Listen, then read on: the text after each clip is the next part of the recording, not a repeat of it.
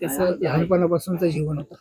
लहानपणापासून अतिशय म्हणजे हसत खेळत राहणारा आणि एकदम सभ्य, एकदम साधा राहणीमान आणि मला देशाची सेवा करायची अशी एकदम जिद्द त्याच्या मनामध्ये होती. आज अचानक ज्यावेळेस तुम्हाला निरोप मिळाला त्यावेळेस काय कुटुंबाची भावना होती? कुटुंबावर डोंगर कोसळला त्याच वेळेस. मात्र आज सर्वोच्च बलिदान त्यांनी देशासाठी दिले, त्याचाही अभिमान आज देशाला सुद्धा आहे. तर काय भावना काय? बरोबर आहे. देशाच्या भावना आहे त्या पण आमच्याच भावना आहे. बलिदान दिलं तिथे.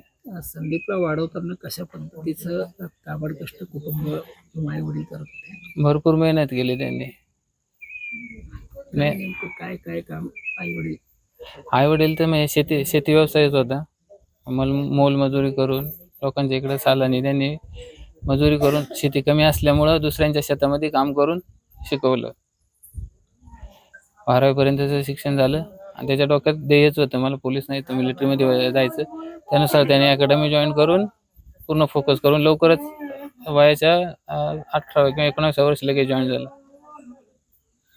नाव काय? माझं नाव सुधीर गायकर. आज संदीपचं जाण्याचं दुःख खरंच खूप मोठं आहे. मात्र देशासाठी एक सर्वोच्च बलिदान त्यानं दिलंय. अतिरेक्यांची चकमक करताना त्याला वीरमरण आले. काय आज एक पत्नी म्हणून काय भावना आहे, तुम्हाला काय वाटतं? दुःख तर आहेच, पण अभिमान पण आहे. देशासाठी काहीतरी खूप मोठं करून गेले ते. शब्दात नाही सांगता येत काही. 1.5 वर्षाचा मुलगा तुमच्या घोडीत आहे, आई वडील आहेत त्याचे. काय कसं काय आव्हान आता तुमच्या समोर? जोपर्यंत माझा जीव आहे तोपर्यंत त्यांना सोडणार नाही. त्यांची इच्छा होती का माझे आई बाप्पा मला आनंदाने बघायचे. लास्टपर्यंत माझ्या जीवात जीव आहे तोपर्यंत मी त्यांना आनंदात ठेवेन. शेवटचं बोलणं कधी झालं होतं संदीपशी तुमचं? काय बोलणं झालं होतं? काही नाही, मी क्लासला गेले होते. मला म्हटले मग पोराला काहीतरी खायला घेऊन जा, आईबाबांना पण काहीतरी खायला घेऊन जा आणि हळू जात जा आणि हळू येत जा, गाडी हळू चालवीत जा. बस एवढंच बोलले. किती दिवस झाले बोलणं होण्याने? काय कुठे होते ते त्यावेळेस, काय सांगितलं? नाही, ते असं सिक्रेट गोष्ट ठेवत होते, असं काही सांगत नव्हते ते. पण बोलले होते ते माझ्यासोबत आधी. नाही, ते युद्ध चालू झालं ना, फक्त 2च दिवस राहिले होते. त्यांना मेल पण आला होता, सुट्टी पण संपली होती, ते लगेच गेले. मेल आले ते निघून गेले. काय ज्यावेळेस ते इथून गेले त्यावेळेस वाटलं होतं की असं काही होईल, किंवा आज जे घडलंय काय? असं काहीच नव्हतं वाटलं, पण ते मला आधी पण बोलले होते, दीपा माझं एवढं जंब सुटलं का सगळं सुरक्षित आहे, टेन्शन घेऊ नको, बस एवढंच बोलले होते. आज 1.5 वर्षाचा मुलगा तुमच्या अंगावर, काय त्या मुलाविषयी आता तुमचं स्वप्न आहे पुढं? आता भरपूर स्वप्न होती त्यांची पण माझी पण.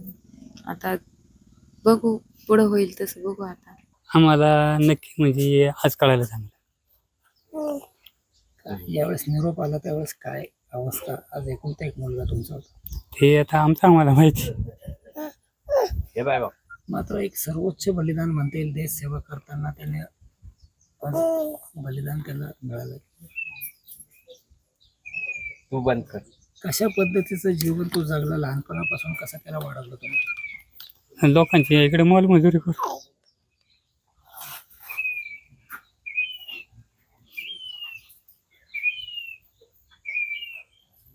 काय लहानपणीच्या काही आठवणी आहेत? शेवटची भेट तुमची कधी झाली होती? कधी तो आला होता? उद्या 15 दिवस येतील. काय बोलणं झालं होतं त्यावेळेस? काही नाही, जातो येतो म्हणला फक्त बस. त्याला नाही हात लावायचा. कुटुंबात कोण कोण सदस्य? कोण कोण आहेत संदीपच्या पाठीमध्ये? कोण कोण कुटुंब आहे? मुलगा, मी वडील आणि म्हातारी आणि त्याची बायको, 4. इथे 4, 2 बहिणी. संदीपला 2 बहिणी. कसा संदीपचा स्वभाव होता? त्याला सैन्यात जाण्याची इच्छा कशी तयार झाली होती? ती तो पहिल्यापासूनच म्हणायचा मला मोठं साहेब काहीतरी व्हायची. आम्ही त्याला म्हणायचं आता आपण नापास झाला 1 वर्ष बघू काय घरीच. म्हणला नाही, तुमच्या बरोबर काम करायला नाही, मला शाळा शिकून मोठं व्हायचे. तो उस्मानाबादला शाळेतून खेळायला गेला